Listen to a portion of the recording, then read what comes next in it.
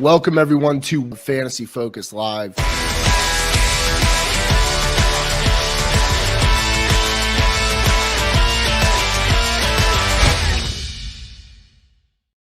everybody, welcome back to the Candlestick Kids Fantasy Football Podcast. I'm your host, Bobby LaMarca. We're live on the Fantasy Focused YouTube channel and also streaming on the Fantasy Football Network. Shout out to all our partners across the board. Once again, I'm Bobby. I'm here to talk key player trends, injuries for Week 13.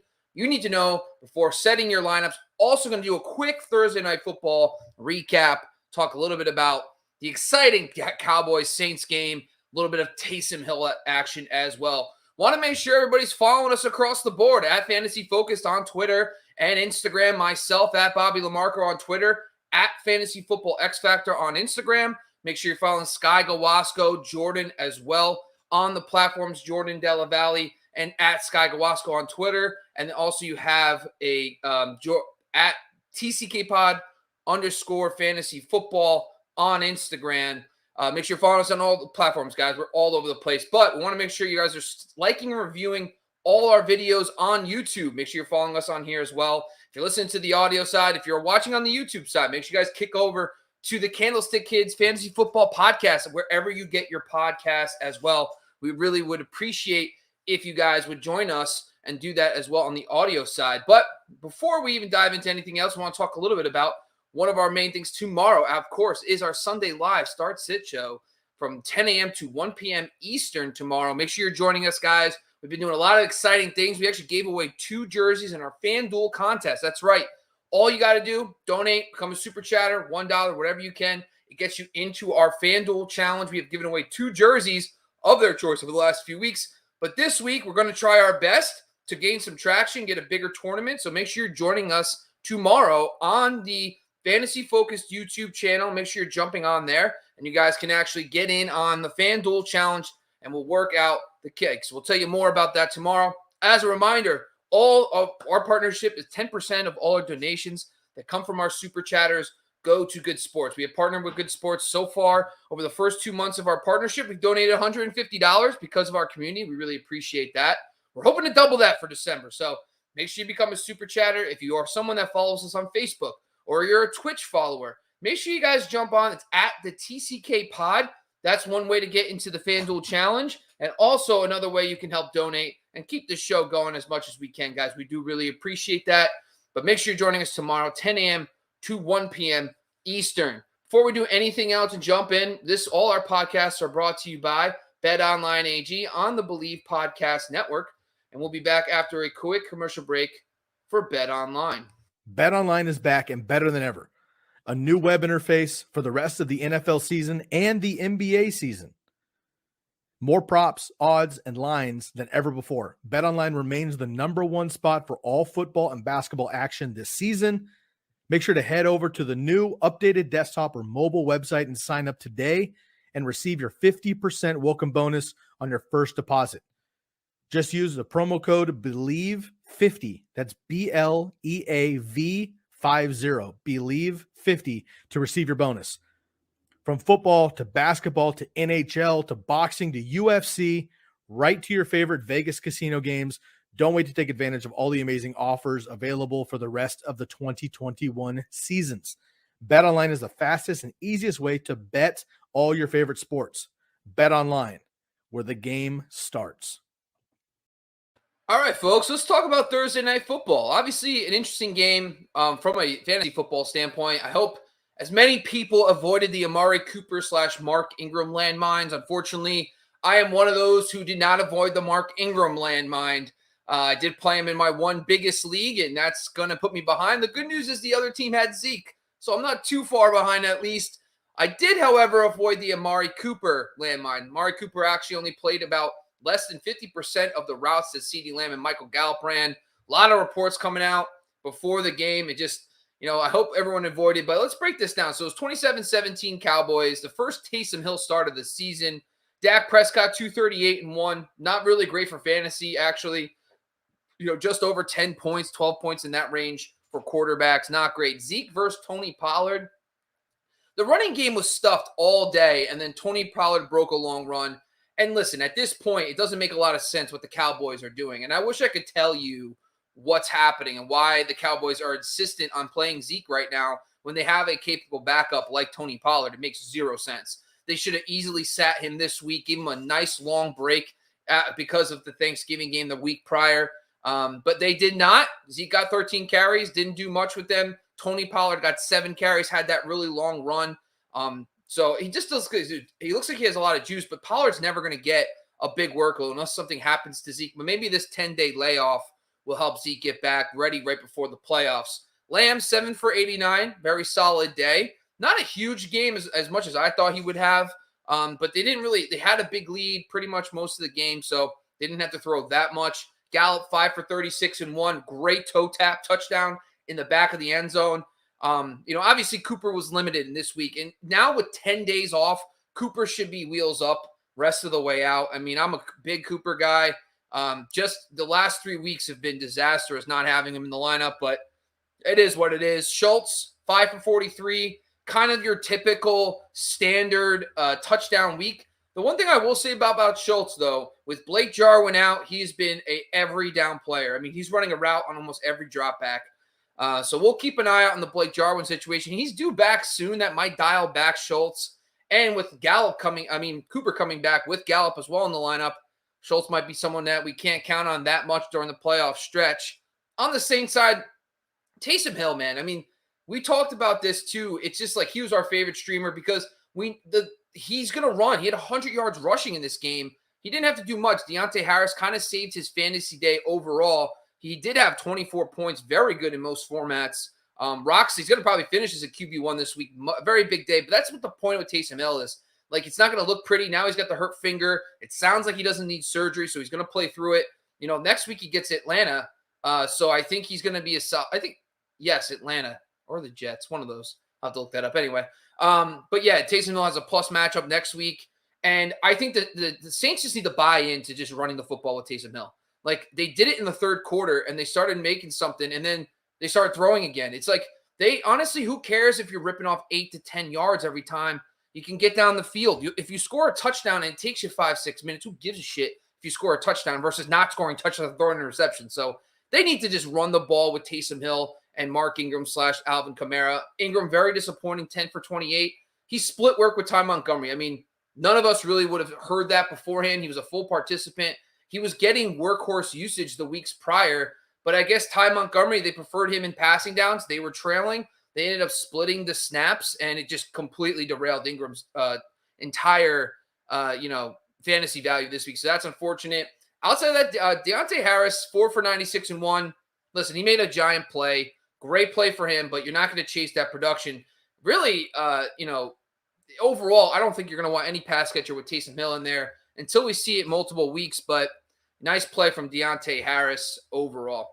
But that's it, guys. That's a quick breakdown, and let's really get into the meat while we're here. We're going to talk a little bit about the key NFL injuries for Week 13.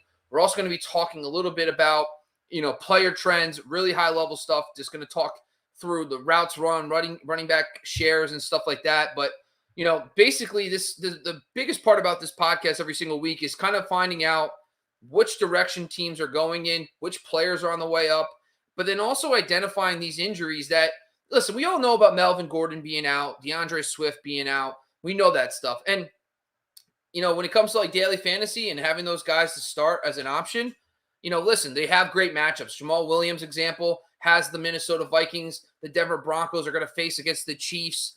And then, it's just, there's other ways to look at it too. Like in DFS especially, a lot of people are going to have those guys, but for their price point, you might want to get creative at receiver and tight end and quarterback this week and just take the chalk because, those guys are, Jamal Williams is talented. He's got the number 1 run game matchup on the week in my metric, but something in my gut tells me that everyone's going to want Jamal Williams. We're going to also talk a little bit about the Minnesota Vikings, who are getting a lot healthier on defensive line. So that's another key trend here we'll talk about in a second. But before we do that, I want to take a quick break for our sponsor because all these key injuries this week is brought to you by our sponsor, Carifactor, and we'll be back right after this. Hey, TCK Potters and Fantasy Focus community. Are you looking for options for hair loss? There are many options out there for treating it. However, most products treat the cause, such as DHT, and don't do much to support the growth of new and stronger hair. It's like removing harmful weeds from your lawn, but not doing much to fertilize the grass. That's why the Fantasy Focus and TCK team has partnered with CareFactor. CareFactor saw this problem and focused their research on finding just the right combination of biosynthetic growth factors and an innovative delivery system to promote fuller, stronger looking hair. So whether you're a listener who suffers from various forms of alopecia or even stress-related hair loss, the CareFactor treatment is the perfect scalp-friendly solution that can help and influence stronger and healthy hair throughout all stages of the hair life cycle. And now, exclusively for TCK listeners, use the promo code TCK at checkout to get 15% off all products at shop.mycarefactor.com. That's shop.mykerafactor.com. CareFactor, skincare for hair. All right, let's talk about some key injuries for Week 13. First, the Colts-Texans game. Ryan Kelly, center, out for this game, but the good news is they're playing the Texans. We're not going to worry about Jonathan Taylor in this matchup. And we always bring this up all the time. Until we see one or two injuries on the offensive line, we typically don't freak out. So we're still probably fine because when we flip over to the Texans, they should be getting back Justin Britt, which is good news on the offensive line. Justin Reed, their safety, who was out last week, should be back for disciplinary reasons, but they're flipping out offensive linemen, right? So, first guy who's in, Justin McRae, guard, out. Then they slip in Justin Britt. So it's kind of a wash there. So we don't have to worry about that too much. Danny Amendola out. I think, Danny Amendola doesn't sound like it's a big name, but at the same time, he was their primary slot receiver. He was demanding some targets. We're going to talk a little bit about Brandon Cooks in a little, well, not today, but Brandon Cooks, I talked about in my article. I like him a lot. Just extra targets for him probably with Amendola being out. On the defensive side, too, there's going to be some injuries up front. Walker, DeMarcus Walker, Jordan Jenkins, Christian Kirksey as well. Christian Kirksey sounds like he's going to be back this week, though. So, there's a little bit of injuries up front for the Texans, but I think this is a huge Jonathan Taylor week. I don't think anybody's really worrying about that. Also, Roy Lopez, Dnp on Friday. So 3 defensive linemen for the Texans being out. Paying up for Taylor might not be a bad option this week. David Johnson, DNP on Friday. This is a 2-man backfield with David Johnson and Rex Burkhead, something we haven't seen all year. But at the same time, I'm not 100% convinced that if David Johnson's out, Rex Burkhead is going to get all the work. But at the same time, he's probably locked into 15 to 18 touches in this game, especially if David Johnson is out. So something to monitor. Make sure you join us tomorrow. We'll talk through that on the Sunday Live Start Sit Show. Giants, Dolphins, key returns. Kyle Rudolph should be back. Logan Ryan, the safety, should be back. But the Giants offense, the injuries are still there. I mean, Sterling Shepard, Kadarius Toney look to be out. Caden Smith, tight end, is on IR. Daniel Jones has been ruled out. On defense, here's the key one for the Miami Dolphins side. 2 of the top cornerbacks for the Giants are going to be out this week. I think Jalen Waddle wheels up all day. The Giants are a slot funnel defense anyway. But at the same time, now with Adoree Jackson and their slot corner Holmes out for this game, I think Jalen Waddle is going to really do well in this matchup. So I really like him this week versus the Giants because of those injuries. Nate Solder, offensive lineman, out again. The Miami Dolphins are probably one of the better defensive plays this week. Mike Glennon, he's nothing inspiring, but he's a professional quarterback. He'll get you probably 200 yards passing. Farrell Cooper has the best matchup, believe it or not, in the slot. But, for the Giants players, because of the injuries to Kadarius Toney and Shepard. But, of course, we're not touching any of the Giants wide receivers most likely in this matchup, of course, because the Dolphins are a slot funnel defense. Anyway, Dolphins return. So, Phillip Lindsay, so the key returns there. Devonte Parker looks to be back this week. The Adoree Jackson thing is key. Now, James Bradbury technically has been used to shadow in years past. Not so much with the Giants, but at the same time, with Adoree Jackson out on the other side, Devonte Parker could be walking back into a better situation. Typically the Giants are a slot funnel defense. I still lean Waddle. But with Parker coming back, all Waddle owners need to be on notice. This is something in player trends that we're going to identify next week because, when Parker's in the lineup, he does take over as the alpha. Whether we like it or not, Waddle takes a back seat. So that could be a slight ding to Waddle. But this week, him playing the slot against the Giants, that's where you beat the Giants. Also, the Dolphins are getting back center Michael Dieter, whatever. But he's coming back. The line's getting a little bit healthy. That's good news for them as well. Key players out. Of course, Malcolm Brown's still out. Phillip Lindsay, who got 12 carries last week, is now out this week. So Myles Gaskin in this matchup, believe it or not, is a solid RB2. I mean, the Giants are atrocious against running backs.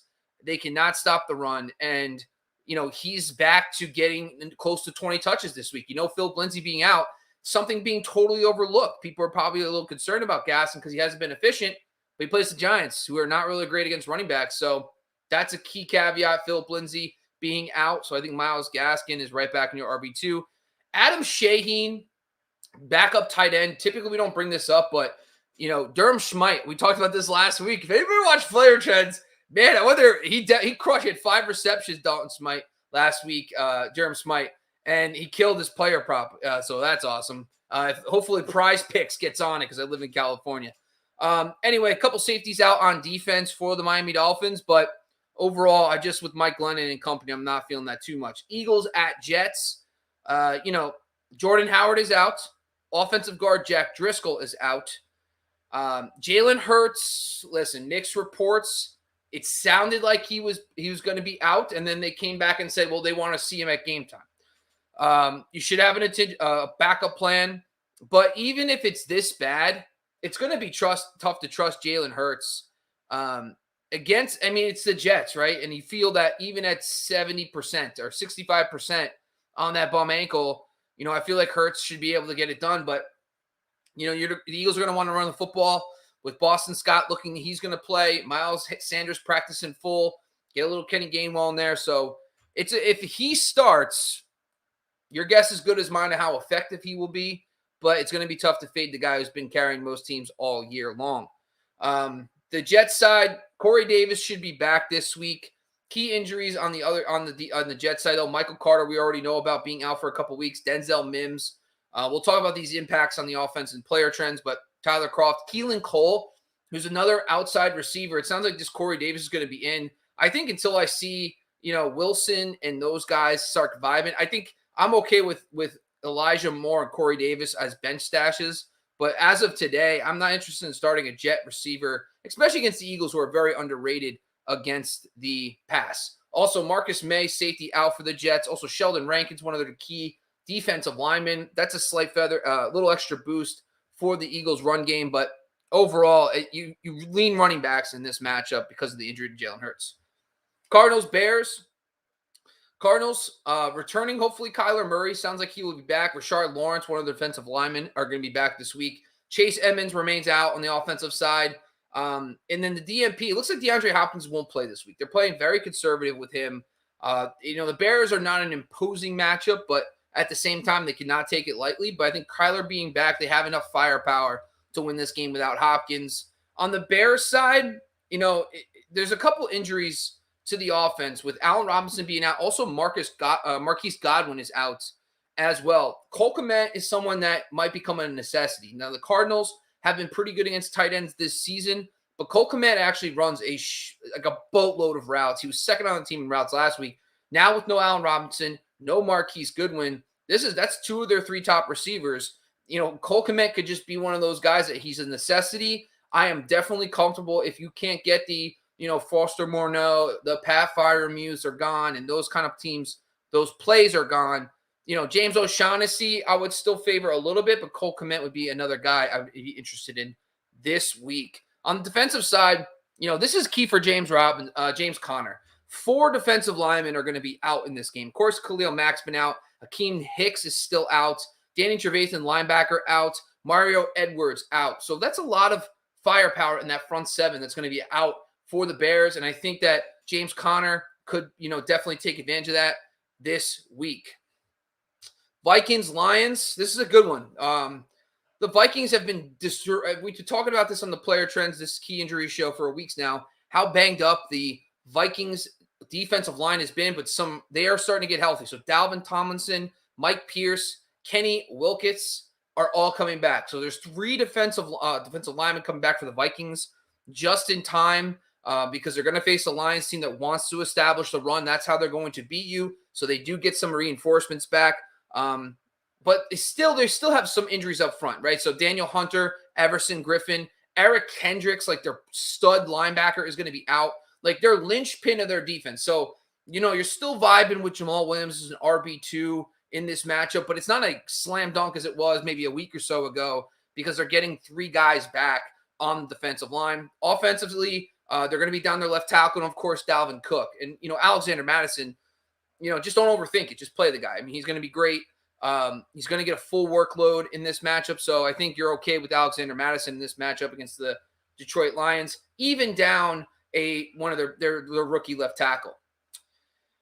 Also, finally, the Patrick Peterson. He's not been declared out yet with COVID, but that's in a 2 QB league. Jared Goff is never pretty, but he's in a dome, playing at home. No Patrick Peterson and the other 2 corners struggling. Still some injuries up front, some injury. Michael Kendricks being out. I think you could do worse for a second QB this week than Jared Goff. On the Lions side, Deandre Swift out this week. That's Jamal Williams seems to be he's going to be a volume RB2. But, I think I have to look at his DFS price points, but I don't know. Just seems too easy sometimes, but yeah, if you have him in season long and you can put him in your lineups, bring those to the Sunday live show. We'll talk through Jamal Williams versus, X and Z, especially for people that started Mark Ingram like me. You might need to, throw a Hail Mary, but anyway. Defensively, some key injuries here and there for the Lions. Trey Flowers, defensive lineman, is out. Linebacker is out. AJ Parker, the slot corner, is out. For the Vikings, that's not really that important because they have dominant outside receivers, but being out in the slot, down a cornerback against Jefferson and Thielen's never good. But KJ Osborne operates mostly in the slot, so maybe not that big of a deal. Chargers, Broncos, another team, another couple matchups that have a lot of things going on. Now, the returns are key for the Chargers. So Kenneth Murray, linebacker, came back last week. Justin Jones came back last week. Jerry Tillery and Christian Covington. So 4 of their front 7 guys are now back in the lineup in their rotation. And they're starting to turn the corner a little bit in the run game. And ironically, their back end of their defense is the problem. So Linval Joseph, the key defensive tackle, is still out. So you're not fading Javonte because the guys are getting healthy, but the Chargers are not going to be the doormat they were a couple weeks ago against the run. The secondary is what's banged up now. Asante Samuel, outside cornerback, out. Gilman, safety, out. That could really help in the deep passing game. And listen, the Chargers secondary has been getting exposed slowly. In my analysis, they actually are, versus who they faced, they have the biggest variance. So they face a very weak wide receiver early season schedule. And we're starting to see stud receivers really get it going against the Chargers. So, I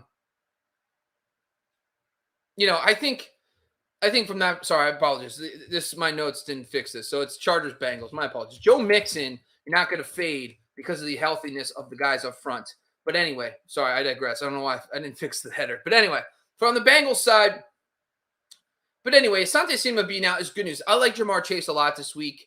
I think a lot of people do. I think he bounced back, has a nice game. T. Higgins is someone that you could definitely play as a wide receiver 3 this week because of the matchup, and especially because Chris Harris completely shuts down the middle of the field. I think those 2 guys are the better bets this week. On the Bengals side, Chris Evans, the backup running back, looks out. DNP on Friday, this is key. Now, the Chargers, Buck brought up, he said that he liked them this week. And here's some, Riley Reif and Trey Hopkins, 2 of their starting linemen did not practice on Friday.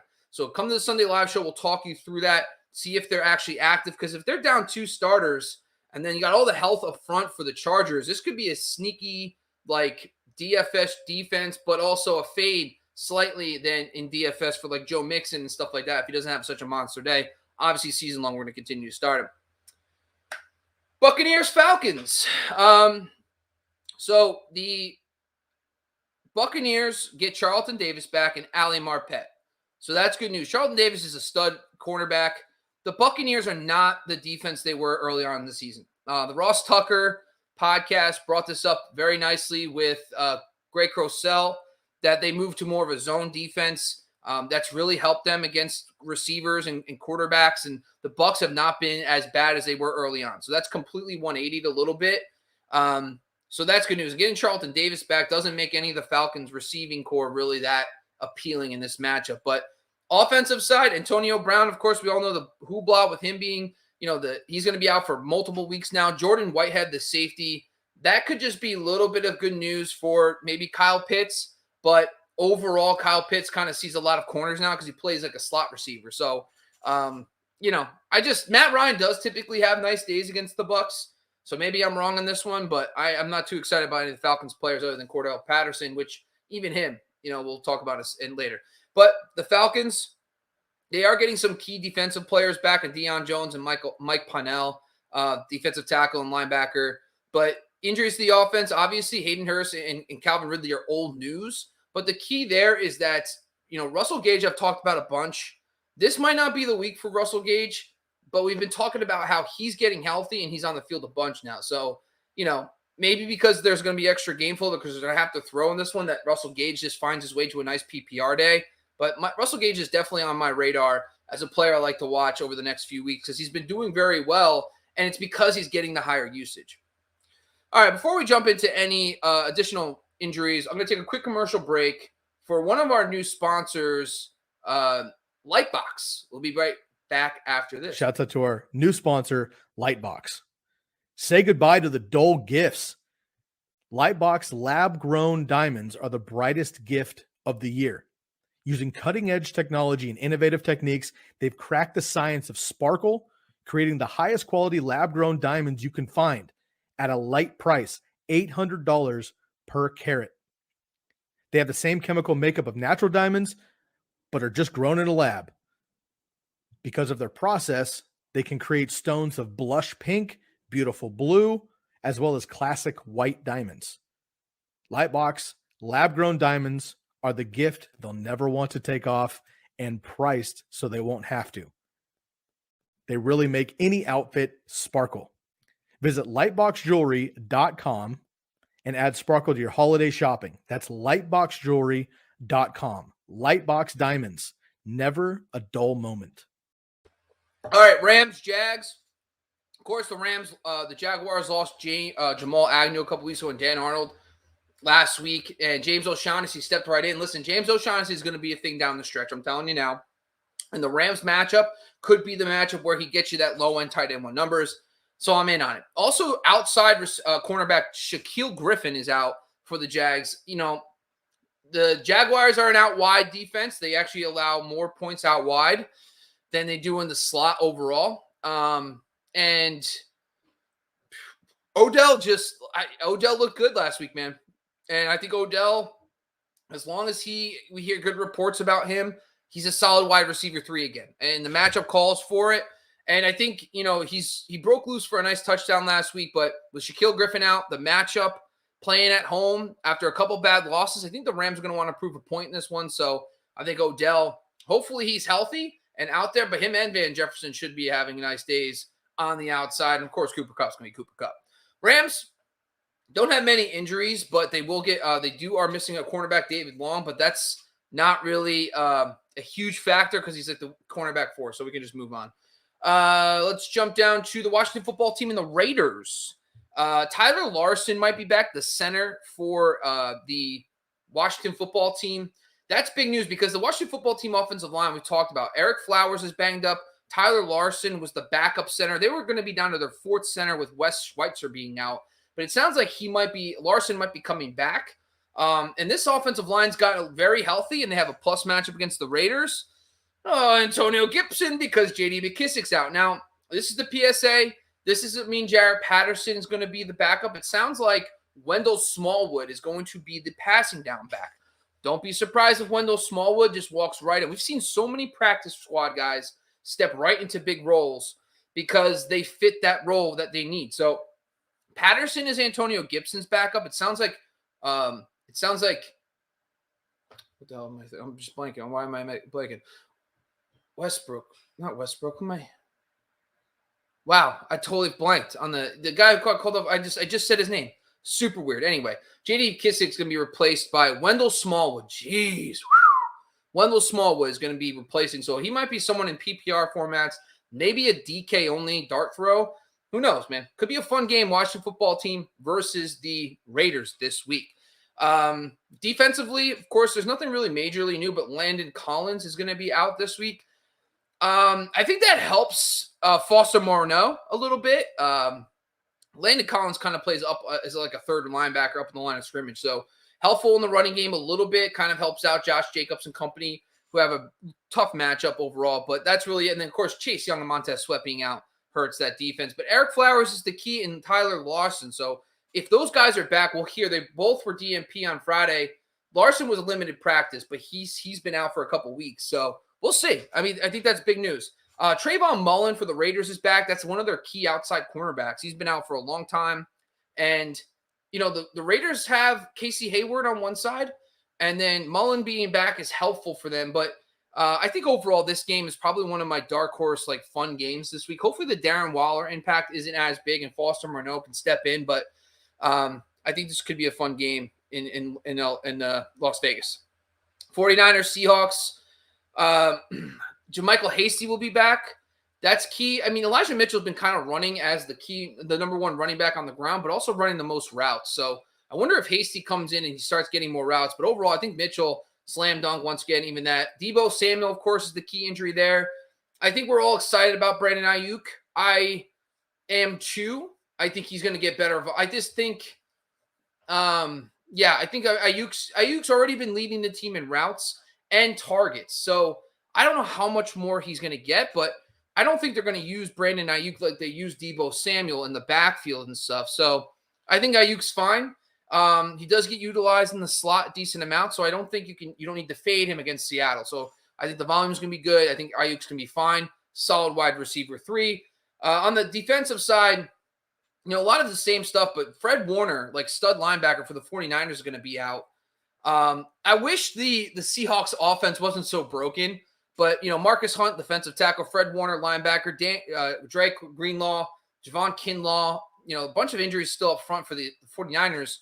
But, you know, they're just AP's going to be involved now.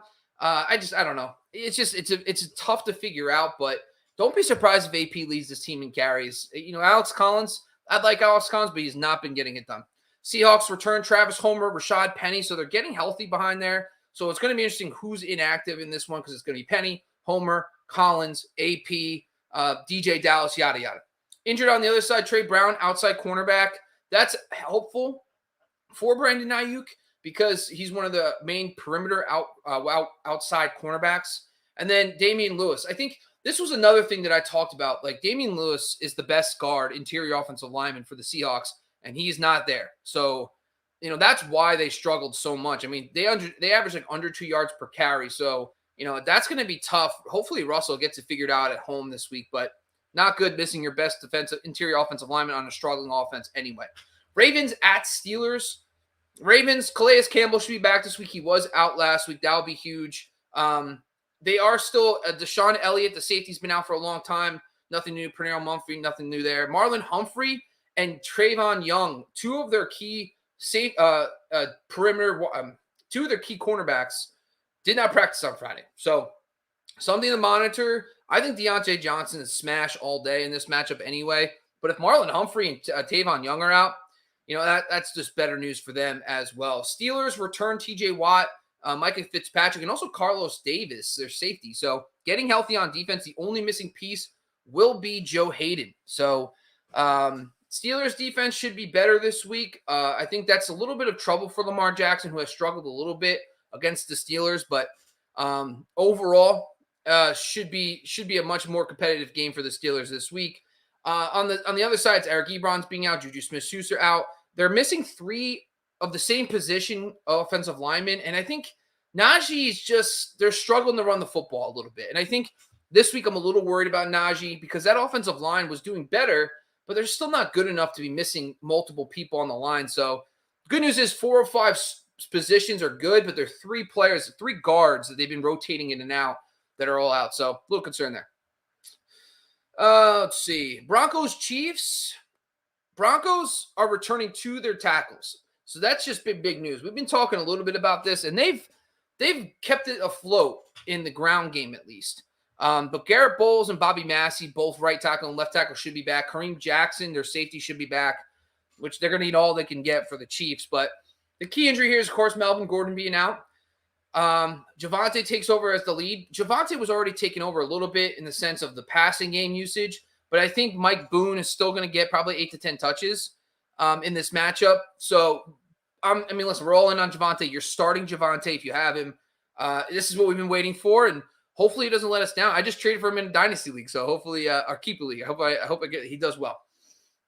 On the Chiefs side, nothing really to report, but other than Kyle Long coming back, one of their offensive linemen, that's key. That could be good for this team long term. But Rashad Fenton, one of their top outside cornerbacks, is out. Now, that's good news for guys like Tim Patrick and Cortland Sutton. But listen, the Chiefs have been a slot funnel defense over the last 5 weeks. I think this is a Jerry Jeudy week. I really do. And I wrote about it in my article. Hopefully I'm right about this one. I have to start him in a couple leagues, but losing one of their corners. Also, Judy's been moved around a little bit more. It hasn't just been 75, 80% slot. Last week, it jumped down to like 55%. We'll talk about the player trends. But Rashad Fenton outside cornerback. So could be helpful for them.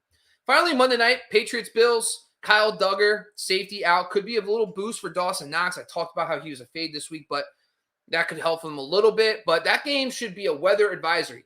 That game has very bad weather. They're calling for almost freezing temperatures, like in the low 20s, maybe even the teens, high winds, 20 plus and all that. So maybe a chance of snow. I have Nick Folk in a bunch of leagues, and people ask me already about it. And listen, Folk is a top 12 matchup this week, but the Bills have been terrible for kickers. Now you add the elements, and maybe you pivot. I don't know, but yeah, I'll be debating. I'll be losing sleep over my kicker, whether I got to do it tomorrow or whatever. But Bills, they're getting healthy up front. So Spencer Brown, right tackle, is he's going to be their swing tackle now, but he's coming back is good for them. John Falencia, one of their starting guards, is back. So the Bills line is getting healthy, which is good to see. And their defensive line is getting healthy. So Edmonds came back. Then they get Star Lotulelei back. So the Bills are getting healthy at the right time in a very big matchup against the Patriots, but they still going to be down Tre'Davious White, stud outside cornerback, and Justin Zimmer. So Tre'Davious White is the huge key here, man. He's one of the best cornerbacks in football. So that's going to be an impact for the Bills. But in this bad weather game, maybe not so much. So, but moving forward, losing Tre'Davious White is key. All right, those are all our key injuries for this week. Before we jump into player trends, we're going to do a quick commercial break for one of our other sponsors, Jersey Jungle. We'll be back right after this. Are you a merchandise maniac or jersey junkie like myself?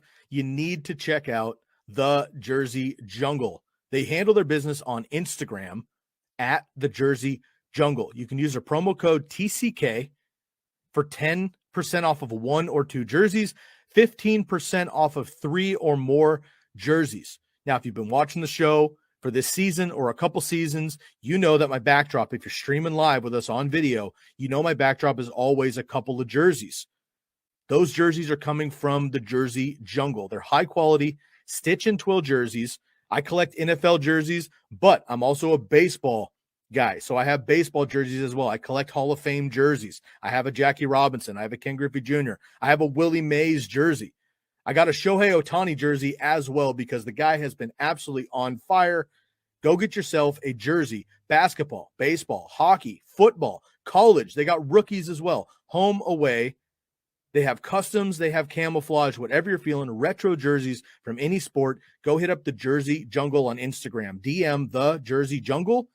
Use the promo code TCK for 10% off of 1 or 2 jerseys, 15% off of 3 jerseys. These are already half price that you're going to find on the websites. They're high quality, stitch and twill, game authentic jerseys. Go check them out. The Jersey Jungle on Instagram. All right, folks, talk some big player trends. Got a couple teams on bye this week, 4 teams. The Saints, Cowboys already played, so we're going to run through some of these guys. A bunch of high-level stuff that I kind of noticed over my quick scan like I usually do. Let's start with the Atlanta Falcons. Obviously, the Arizona Cardinals, we don't need to talk about too much because until Hopkins comes back and stuff, but they've been pretty kind of set in their ways, which we know. Cordell Patterson only ran 13 routes of 29 for the top receiver last week. Cordell Patterson is shifting more to a full-time running back. I know he had 16 carries to only 5 from Mike Davis. We kind of called that. We said the Mike Davis situation with Quadre Allison was more of an indicative that Cordell Patterson is going to be a stud when he gets back. With the 16 carries versus only 5, we were not seeing that split early on in the season. So that's great news for Cordell Patterson, as he will get that work moving forward. But the receiving game is key.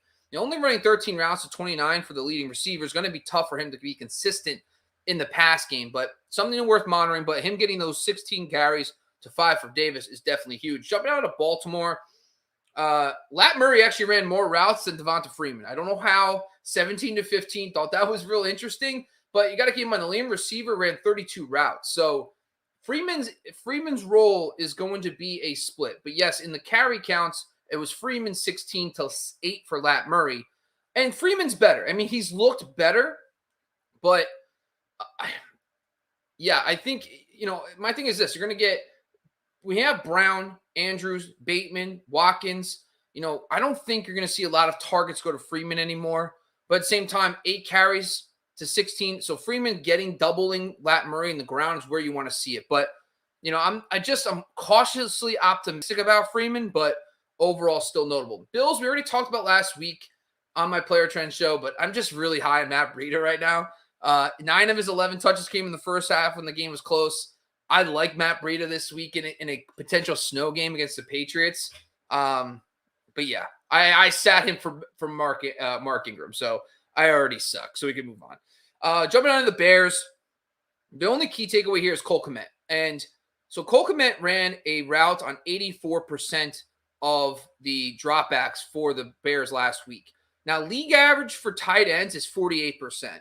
So he's up there close to that top 10 to 15 range in routes run. That's elite. Like 84% is elite. So that's something I like to see. With Allen Robinson out, Marquise Goodwin out, I'm okay. I want to play a tight end who's on the field.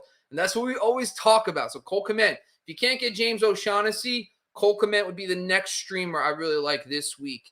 Jumping out of the Bengals, listen, Joe Mixon, 28 carries last week. And I think, when you talk about player trends, the receiving core is locked in. They know what the guys are. There's nothing changing from them. Boyd's in the slot, Higgins and Chase out wide. Nothing changing there.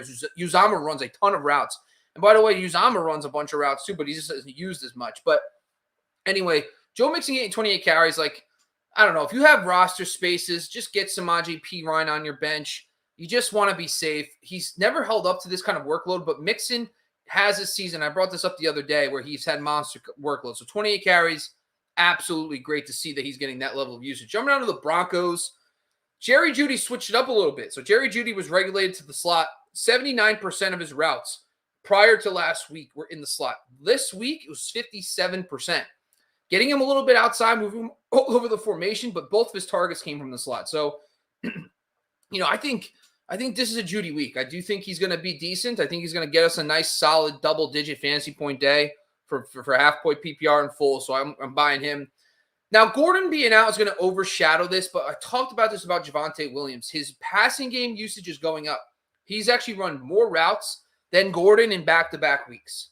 So, yes, it's all great and dandy now that Javonte is going to get the workload, but don't forget about this moment when we saw it anyway in trends. Like, they're giving him a little more passing game work. He's getting a little bit more usage, giving him more juice. They're saving Melvin Gordon more for, early down / running game. Now, Gordon still got 17 carries versus 14 for Javonte, but still, this is great news for him moving forward. He's going to offer you maybe 2 to 3 receptions because Bridgewater likes to target his running backs. This is why we kind of liked Gordon early. I personally liked Gordon early on in the season because I thought he's going to get enough work in the pass game to compensate for a split backfield. Lions. So Amon-Ra St. Brown, 25 routes. Josh Reynolds, 22. Reynolds last week, 3 for 70 and 1, solid game. But the routes being up there is good too. If Patrick Peterson's out, you could do worse than Josh Reynolds as a dart throw wide receiver 4 this week in this matchup. Jamal Williams had 15 carries to only 1 for the other running backs when Swift went down. So it's not like Swift, when he went down, they gave Jamal Williams 15, 8 to somebody else, all to Jamal Williams. So volume dependent RB2. We know the Vikings are getting healthy up front, but you got to like him being out there for solid numbers tomorrow.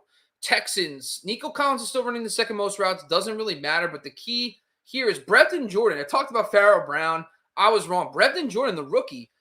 Some people get excited about rookies and tight ends, but second half of the year, we start seeing like rookie tight ends turning it on. Brevin Jordan, third most routes on the team. That's actually something I'd like to see. This offense has been good for tight ends historically, but at the same time, they've been splitting all the work. But now it looks like Brevin Jordan, they're giving the rookie a chance. Someone maybe want to watch. Keeper, dynasty leagues, maybe a cheap trade target. If the team's already giving this kid work, he might be an asset in the future. Rush. It was a two-man backfield last week. David Johnson, Rex Burkhead. David Johnson might be out. Maybe Rex Burkhead gets the workload. I just don't buy it. The Texans haven't done it all year. But a two-man backfield we can work with a little bit. Disappointed. They played the Jets, and they didn't get it done against the Jets. Like, the Jets are the worst defense against running backs. So for neither of those guys to do well, it doesn't really give you too much excitement. But Burkhead does, you would think David Johnson would be like the main guy in the pass game, but Burkhead has been getting just as much work and has been doing more with his reception. So, if David Johnson's out, Burkhead's probably you would expect the Colts to dominate, which means that there are going to be a lot of little checkdowns. And I think that Burkhead could probably get you double digits in PPR formats this week if Johnson's out. Colts, it's the JT show, of course, but I like JT because we talked about this a couple weeks ago when they started inactive Marlon Mack and they put him out for game days. JT started getting more of the routes too. So 24 routes to 21 for Nyheim Hines. That's interesting because now Taylor's just forget. We don't really talk about him, but you got to love that. Even in Tampa Bay game, he found a way to get it done. Hilton. T.Y., for some reason, he can't stay healthy, but he's flying under the radar a little bit. 32 routes to 46 for Pittman. Did find the end zone last week. I think this is good news for Carson Wentz mostly because I like the fact that they have Pittman, who's the alpha. But T.Y. Hilton's better than anything else they were throwing out there. And he's savvy. He's a savvy player. And I think that's good for Carson Wentz. And when he has plus matchups like this week, you might be all right with Carson Wentz with a healthy T.Y. Hilton. Now, Jack Doyle, big week last week. I mean, I've been a big Jack Doyle guy for a couple of years, but he's still not getting the routes. And he only ran a route about 50% of dropbacks last week. Did have a nice day. And I talked about if I'm going to pick a tight end for the Colts, it's going to be Jack Doyle in close games or games that they're, competitive in.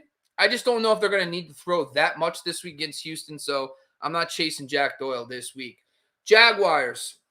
When I tell you hashtag never LaVisca, it's going to happen now because I'm just over it. But him and Marvin Jones, Laquan Treadwell led the team in targets last week, and he ran more routes than LaVisca. I just don't understand what it is about this team and the lack of it. It seems like even Trevor Lawrence is targeting the other guys more than those two. Not sure what the point is. LaVisca still played the slot, which we'd like to see because we think he's a better fit. But man, forget about it. James O'Shaughnessy. 82% of the dropbacks he ran a route last week. That's the 10th highest rate last week. That's the 10th highest. This offense uses tight ends. Darrell Bever's offense. James O'Shaughnessy, low-end tight end one rest of season. You heard it here first. James Robinson ran less routes than Carlos Hyde. It seems like James Robinson isn't healthy, and they're not giving him the full workload. I mean, James Robinson still got 17 carries, but six for Carlos Hyde. There was a little bit of a stretch where it was all James Robinson, but because of these injuries, because of the fact that they are now they're out of it, I think they're starting to dial him back just a little bit. And I think Carlos Hyde's going to be a bigger factor than we like to see down the stretch, capping him just a little bit. All right, before we dive into a little bit more, I'm going to take another quick commercial break, guys, and we're going to run for Bomb Banana Hot Sauce. Be right back. I want to introduce you to our newest sponsor, Bomb Banana Hot Sauce. They are a brand new banana-based hot sauce founded by 4 University of Michigan grads. Shouts out to the Wolverines. Their sauce is an absolute must-have at any draft or watch party. Put it on nachos, pizza, wings, or literally any dip, and you will never be forced to eat boring party food again. I promise. The sweet heat and the chili banana combo provides a truly delicious restaurant-quality flavor. They currently offer 2 flavors, the original with the white label and the spicier Muy Muy that comes in the red label. I'm more of a mild guy, but if you like the spice, the Muy Muy is what you want. Be super excited to officially be part of the Bomba Nation. Hashtag Bomba Nation. We hope that you'll join us there. Head over to the website, www.seekthespice.com. Use the discount code TCK at checkout to get 10% off of your order. Once again, Bomb Banana Hot Sauce, banana-based, not banana-flavored hot sauce. Seekthespice.com, promo code TCK. All right, folks, get into it. Rams. Listen, Odell Beckham, I even said on the show last week that, I liked him better as a wide receiver 3. He delivered, but the routes were there. He ran 40 routes to 41 for Van Jefferson, 9 targets. Yeah, he's going to be an asset. And this week, too, I understand the injury is a little concerning, and I am concerned about that, too. But the Jaguars are an out-wide defense. They're down Shaquille Griffin. So I think Odell is a fine wide receiver 3 again this week. But, it's the routes and targets were there. The Rams are such a focused offense. There's no team like the Rams. Once they have their guys, they play their guys, and their guys get the targets. And I love that about the Rams. So I'm buying a little bit of Odell because of that. Chargers, this one's more for like dynasty and keeper, maybe. It's Josh Palmer. Josh Palmer is earning a little bit more work. Ran 22 routes to 45 for Keenan Allen. He's still playing behind Jalen Guyton, but I like Palmer, the rookie. I think this is, if you're in a keeper league or a dynasty league, I think he's a player to target. Mike Williams is a free agent. So, Josh Palmer is someone that I think could be a solid play in the future. Dolphins, Myles Gaskins, 16 carries, 33 total. So even though the 16 carries were good, we talked about this with Philip Lindsay. They just don't seem like they're all in on Gaskins. The good news is, hey, Philip Lindsay's hurt. So now it's going to be Gaskins again. But just remember this, Philip Lindsay, Malcolm Brown should be back at some point. Enjoy this week. He's going to be fine. But just moving forward, you might not be able to count for him in the playoffs if you have him as a flex play, and you might want to just try to figure out if you can find another player for the playoff run. Vikings, we saw Tyler Conklin. This is really key. If you've been using Tyler Conklin, go get James O'Shaughnessy. But Conklin saw his routes dialed back last week. He was running ahead of KJ Osborne, but he fell behind KJ Osborne. But the other thing, too, is Christian Darrisaw is out. So don't be surprised if he's asked to be in pass pro a little bit more, maybe chip at the line. So I think that's key. So I'm a little bit concerned about Tyler Conklin this week. Patriots, it's a between when you're looking at the landscape for the running back, right? It's a 1A, 1B, and Damien Harris had 11 carries. Stevenson had 9, but the routes, Nelson Aguilar runs 34 routes. No running back had neither of those two running backs, Stevenson or Harris, had over 10. So, they're not going to get passing game work because of Bolden. Maybe they'll see 1, maybe 2 targets. It's a dangerous situation. Now you're playing Buffalo. I think Harris, you could beat Buffalo on the ground. Buffalo is a run funnel defense, but they're getting Star Lotulelei back. They got Traymon Edmonds back a couple weeks ago. You're playing with fire with Harris. You definitely are. But, still, the Bills are stronger against the pass, and those snow games lean run anyway. Giants, Golladay, 7 targets in back-to-back weeks. Does have a very tough matchup this week against Xavier Howard and Byron Jones and the Miami Dolphins. But 7 targets in back-to-back weeks. Golladay is he's an elite wide receiver. I know it hasn't been great with Daniel Jones. I know it hasn't been great with the Giants. But there's no Shepard. They can't stay healthy. No receivers on this team can stay healthy. But Golladay, 7 targets in back-to-back weeks. I think that this week is going to be a nice barometer because if he can just put up some solid numbers against the Dolphins, I'll be more excited for him against better matchups later in the year when he places when he has a better – I don't actually know the Giants' schedule off the top of my head, but yeah. Anyway, Jets, Elijah Moore led the team in routes. Talk about the maturation of this guy. It's too bad Zach Wilson isn't really that's not his guy, but the usage is there. Just from a dynasty keeper, all that stuff perspective, Elijah Moore leading the team in routes. Obviously Corey Davis was out, so Corey Davis comes back, but the fact that he's leapfrogged Keelan Cole, we'll see when Denzel Mims comes back, but Mims and Cole are out this week, so at least we know he'll be on the field. Not sure how excited I am. The Eagles are very good against receivers, so not chasing Elijah Moore this week, but the fact that he's now leapfrogged everybody, very good. Hopefully Wilson can figure it out too. Checking out the running backs. It's still Ty Johnson's the passing game back. The Jets won a football game last week, folks. So that's not going to happen much. And now they're playing Garner Minshew. So, listen, Garner Minshew, folks, get him in your DFS lineup if he's starting. This could be another low-scoring game. This could be a very run-focused game. But Tyler Johnson is the passing down back. Even though last week he actually looked the best on the ground too, but he got 10 routes, 7 for Coleman, 5 for Austin Walter, which is just annoying. But it's just a reminder that maybe none of these guys are really viable. But listen, when you look at the rushing, Tevin Coleman had 16 carries, but as a reminder, they had a lead. They don't typically win games. So I don't know if I'm running out to start Tevin Coleman this week. I know the Eagles aren't the most imposing matchup. He had 6 carries in the first half of the 11. So, he had 10 carries in the second. How many times are the Jets going to have a lead that they can hand the ball off to Tevin Coleman 10 times? Just put that in perspective. That's all I'm saying. Anyway, Austin Walter, 9 carries. Ty Johnson with 6. I think Ty Johnson in PPR formats is still the guy I'd rather stash. Maybe not this week because the Eagles matchup could be a sloppy one, but still thought that was notable. Eagles, another mess. Okay. I've been the biggest advocate of Miles Sanders. He has so much talent. The Eagles now want to run. Great. Every time you give yourself to Miles Sanders, I am playing Miles Sanders this week against the team I am tied for the 6th seed in, okay? Miles Sanders is going to go off this week. The guy that has him is the biggest fantasy schmuck. He wins. He's won titles. I'll give him that. But, talk about just a guy who falls into shit. Miles Sanders is going to have a monster. He's facing me. I'm the biggest Miles Sanders guy.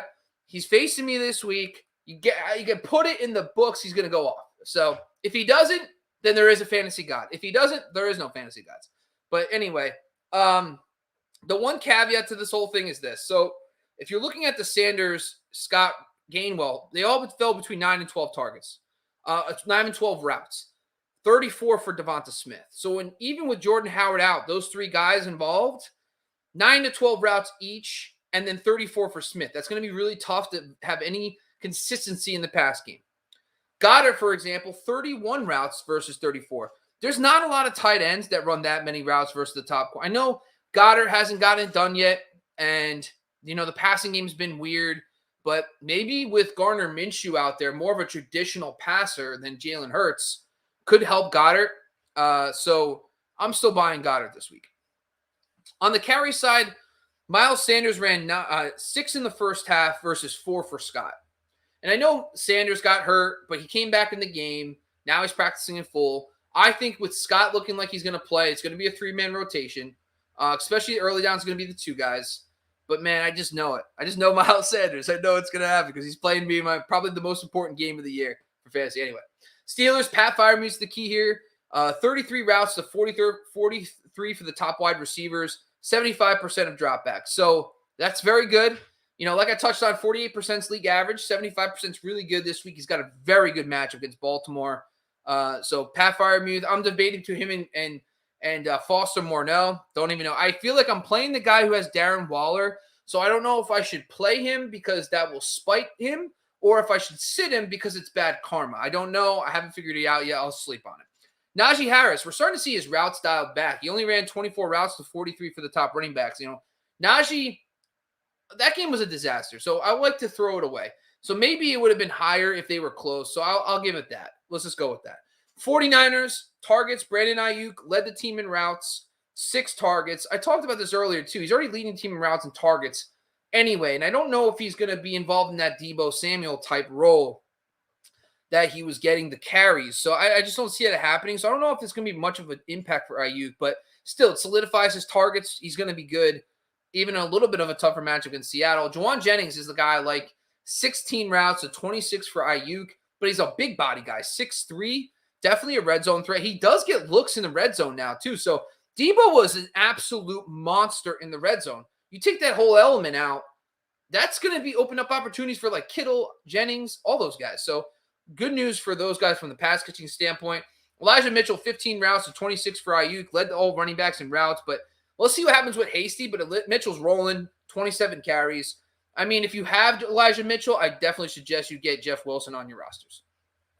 Seahawks, Everett came through for us, man. I mean, listen, I dropped Dan Arnold right before the week and picked up Gerald Everett. It was a good call because Everett's been on the rise a little bit. It's been Lockett, Metcalf, and Everett. That's it. 24 routes, 35 for Lockett. Overall, that's not as high as it was the week prior, but still out there a decent amount. But he has a real tough matchup against San Francisco. Maybe with Fred Warner out, not too bad, but I'm not as high this week on Everett. DJ Dallas, we talked about him, 22 routes. I don't know what's going on with the AP situation, and I think AP coming in is just they need a runner. They need someone that can get it done on the ground. They're not, and Alex Collins not going to get. DJ Dallas averaged like 1.5 yards per carry. So AP is someone that he's going to probably do the same thing he did with the Titans. Get you 9 to 10 carries. Not look good the first week because he's not familiar yet with the line and stuff, but don't be surprised if he leads the team in carries in the next few weeks. Buccaneers. My biggest takeaway is Rob Gronkowski is going to be a league winner. 30 routes to 36 for Mike Evans, 9 targets. It seems that Brady – so Gronk already has the narrative, right? So the 100-yard game narrative. So he's going to get peppered every week. I just think that 100 – so if you don't know this, he's one game behind Tony Gonzalez for the most 100-yard games by a tight end in the NFL history. So I think Brady's going to go to him every week. He's going to say, all right, let's make it this week. Let's make it this week until they get it. So I think he's going to be an absolute league winner down the stretch. I love Gronkowski. Leonard Fournette, 29 routes. I mean, the good news is it looked like he was going to share a little bit of the workload with Ronald Jones, and then he just goes nuclear. 17 carries to 7 for Ronald Jones. Leonard Fournette's going to be fine. I mean, he's on a great offense, but Gio Bernard's the running back when they're down big. And then when they're up big, it goes to Ronald Jones and closeout. But most of the work's going to Leonard Fournette. Great pick this year. All right, last but not least, the Washington football team. Antonio Gibson, 18 routes, 16 for McKissick, 36 for McLaurin. So, McKissick did get banged up in that game, I know, but Gibson is just on the rise, man. 26%, that's, 29 carries. I've been such a big Antonio Gibson guy, so, this could be it. I need him this week. After the Mark Ingram debacle, I need him. So, I think that's big, though. I mean, the trends have been happening. We talked about this over the last few weeks. It's good to see. He has not had the game yet with the touchdown and the big yardage. That could be this week against the Raiders. So I'm excited about that because he had 29 carries, only 7 for McKissick, 18 routes to 16 for McKissick. Even if McKissick plays the rest of that game, he's still more involved, which is good news. And Wendell Smallwood, yes, he's going to get the passing game work, but he's not as prominent as JD. Finally, Logan Thomas, he's not back yet. Be patient with Logan Thomas. He ran routes 68% of dropbacks. That's huge. That's still well above average. But that was his first game back. This guy's going to amp up. Do not drop Logan Thomas. He plays the Eagles twice. He's got great matchup rest of season. It might take a week or two, but he's going to be fine. He's a decent start this week. All right, those are all our prayer trends this week, guys. I really appreciate you guys jumping on me. It's been awesome. Yeah, so let's just run through these real quick. Obviously, guys, I got 2 minutes, so I'm going to run these through. This is Mark asks, if you have Henderson this week, do I start him over Sony Michel? Yes, start Henderson. Let's see. Do I start Knox or Hawkinson? I'm fading Knox. I am not interested in Hawkinson either. Because of the weather and circumstances, I will lean Hawkinson slightly. But I like O'Shaughnessy. I like Foster Morneau better than those guys. Hurts or A-Rod from Mr. Sticks. I don't think Hurts is going to play. So A-Rod is Aaron Rodgers. He's actually not playing this week. He's on a bye. So none of them. Dow, Henderson, or Gibson. It's definitely Gibson for me. Mike, what's up, buddy? What's up, brother? Javonte, Hollywood, Waddle, or Gibson? Full PPR flex. Jesus Christmas. Yeah, I guess it's Javonte. I mean, I don't know. Let me just pull it up.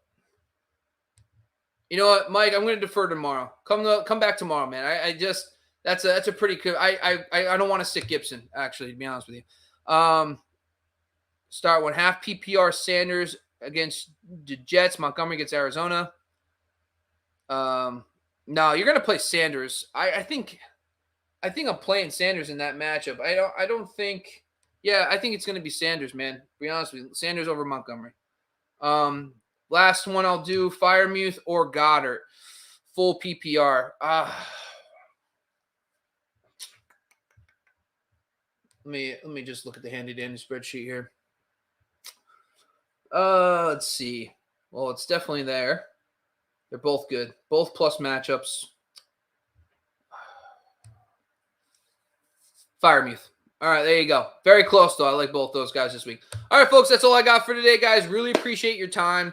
Once again, this is Bobby Lamarco, the Candlestick Kids Fantasy Football Podcast on the Fantasy Focus YouTube channel. Shout out to the Believe Podcast Network, and all our episodes are brought to you by BetOnline AG. Shout out to all our sponsors, Lightbox and Care Factor. But once again, guys, I appreciate you spending the time with me. Make sure you're joining us tomorrow at 10 a.m. for this Start-Sit show. We're going to be going live from 10 a.m. to 1 p.m. Eastern. Join us. Come to Super Chatter. Join our FanDuel Challenge.